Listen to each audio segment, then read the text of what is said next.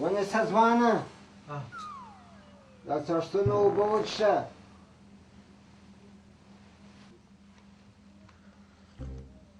ښه ځوانانو تاسې څه مراد لرئ؟ حاجي لالا یو کوچنی ورور مې دی. ښه بس دغسې تقریبا یو میاشت به کېږي چې په خاورو اخته سوی دی، خاورې خوري. ما ویل ګوندې د دغه یو چاره راوکړي.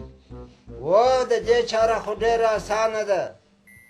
دا داسې رسنده ملنګ دی چې هر مراد ولري حاصلېږي، چې مازې درته څوک راسي.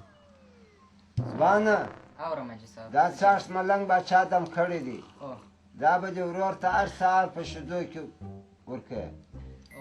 څاښت به په شیدو کې اچوې او شیدې به په څښې، بس ډېر ژر به خاوره پرېږدي. یو شکرانه نه غواړي ځوانه. حاجي لالا په دواړو سترګو خو مازې تاسو ووایاست څو بس یو سل افغانۍ ورکړه، بې شکرانې خو نو کار نه کېږي. دغه دی حاجي لالا، دغه شکرانه. ښه ځوانه ته څه مشکل لرې؟ حاجي صاحب زه مشکل نه لرم، زه د دغه انډیوال سره راغلم. حاجي لالا زموږ یو عادیه ده، دا ډېر وخت کېږي چې په سترګو داسې ړنده ده، په سترګو شاوخوا هېڅ شی نه ویني. نو ما غوښتله چې تاسو څخه پوښتنه وکړم چې د دې د ملنګ باچا ته راولم که تاسې یو تعویض ماویز یا یو څاښ راکوئ، که د ملنګ باچا قربان شم کېدا یو کومک راسره وکړئ. حاجي لالا دا اوس په کلي کې ناست وم، کلیوال یو دوه ملګري مې ورغله، وایي دا ملنګ باچا داسې ړوند بنا کوي، وایي په سترګو یې ولیدله ډېر کراماتي دی، وایي نو زه په دغه راغلم حاجي لالا. و د همدا داسې ملنګ دی چې هر مراد څوک ولري راسي امراج یې د سره کېږي. ړوند یې بنا کړی دی، دغه شلان راسي دغه شلان جوړېږي. که د چا د واده کار متلی هغه واده کار یې سره ورسېږي، د دنیا کار چې خراب وي د دنیا کار یې سمیږي. دا بل رقم بزرګ ملنګ دی. نو زه به داسې وکړم د ملنګ باچا دوه څاښتونه به درکړم، بس دا څاښتونه په وچښه او دا سترګې په اوبو ورلندوه، بس ښه به شي. مګر ونه شکرانه خو نه غواړي. حاجي لالا نو چې زموږ د عادیه د راتګ ضرورت نشته، نو یو څاښ ماش راکړه، بل ته د شکرانې وویله. د عادیه لپاره موږ هر څه قرباني ورکولی شو، یو غویی نه د دوه غویو پیسې به درکړم چې اوس خدای دا زموږ عادیه را جوړه کړي. زه به تا ته د ملنګ باچا پاخه څاښتونه درکړم. بلې دا به هر سهار په ګیلاس کې اچوې په اوبو کې، درې درې غوړپه به ځینې کوي او په دا اوبو بیا سترګې ورلندوې. بس په 15 ورځې یا په 6 ورځې کې خامخا جوړېږي. همدا داسې ملنګ باچا دی چې هر څوک راغلی دي مراد یې درسره سوی دی، او شکرانه خو نه غواړي. دغه د ملنګ باچا شکرانه ده. ورورکه څه به په پښو کې مې څانګې دي، ته څه وایې؟ مېږه پښه زغلې رازغلې. هله شکر دی. ته کښېنه ته کښېنه. دغه مېږه دې وینې رازغلې. ولاړ ولاړ ته و کرار کرار ولاړ. ما د لاس راکړه ولاړ. واه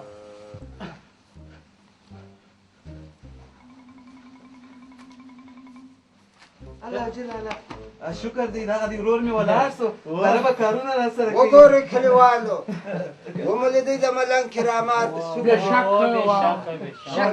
داسې په پښو رئیس څومره رسنده ملنګ دی، وملیدئ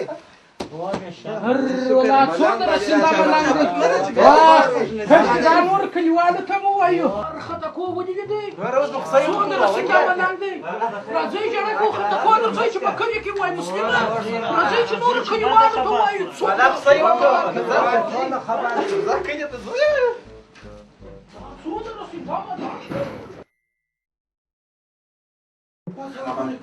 چیرې ملنګ باچا په کلي کې خبر شوم، داسې ملنګ باچا راغلی دی.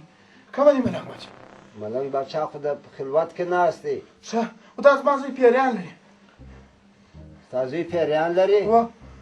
بېغمه اوسه. ملنګ باچا دا اوس شل ولاړ کوي، هغه ورځ یې ړوند بنا کوي. اوس دغه دوه زوی مې ملنګ باچا د هر مرض شفا دی. اوس په کار کې خبر شو اوس مې دا زوی ورته راوستل دي زما زوی پیریان لري اوس تاسې قربان شمه د شپې خوب نه لري دا ګرد یې کور راویښ کړی د شپې پیریان به په عذابوي او اوس ته یو شی راکړه چې د دغه دوا شي خو اوس په خبر شومه ول شال یې درته راوستلی دی هغه ولاړ شوی نو ما هم دی ژر راواخیستي دغه رقم بېغمه اوسه اوس څه به دا ستا د زوی پیریانان ملنګ باچا په ګرداب کې واچوي بس د ده څخه بېایسته کړي بېغمه اوسه او دوه شرطه لرې څه شي یو شرط یې دا دی چې ملنګ باچا ته به دې عقیده سمه وي او دوهم شرط یې شکرانه ده موټر دې د ملنګ باچا بلا واخلي موټر ورته درومه موټر ورته دروم خو چې دی سم شي ملنګ باچا بمبو د بمبو هی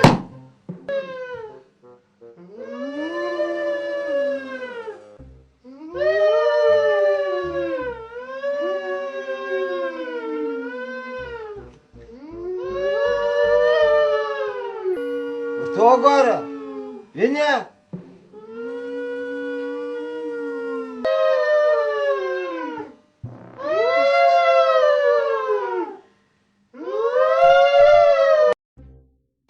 ودې لیدی د ملنګ باچا کرامت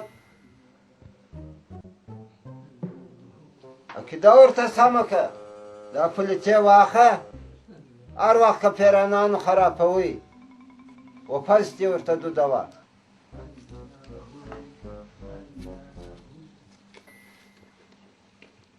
دا پلیتې ورته دودومه وا هر وخت که پیرانانو خرابوي پس ته دا پلیتې دودوه دغه شکرانه در سره واخه اوس خو دغه سته که خدای را جوړ کړي نور هم درته راوړم نور هم درته راوړم سمه ده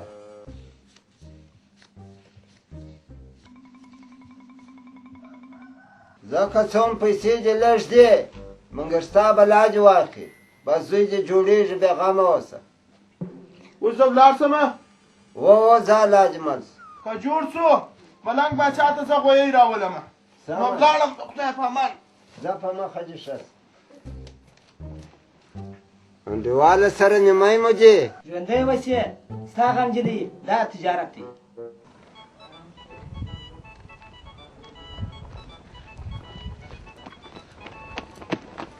کور یې را خراب کړي څه شو دا ځې مړي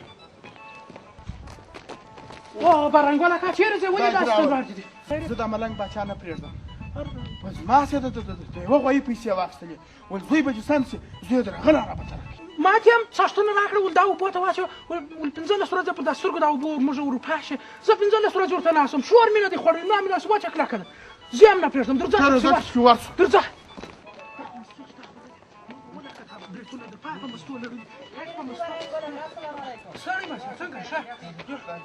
چی روان یې ذخیره ده شبک شبک روان یاست موږ ته په د ملنګ باچا پسې ګرځو ښه برنګوله کا ته هم خطا ایستلی دا ملنګ زه نه پرېږدم فکر کړي په سترګو کې خاورې پاشل درځئ چې پسې ورسو دا ملنګ موږ نه پرېږدو راځئ ګوره برنګوله کا زه اوس ورغلم هغه نه و دغه ځای ولاړ شوی و اوس د دغه ځای سره ښه راغلم وایي ولاړ شوی دی وګرځېږي چې ولاړ شوی دی د دې کار ما در معلومه دی یوه کلي ته بل کلي ته ځي د هر کلي په سترګو کې خاورې پاشي ګرده خلک یې خطا ایستلي درځئ چې بل کلي ته پسې ورسو راځئ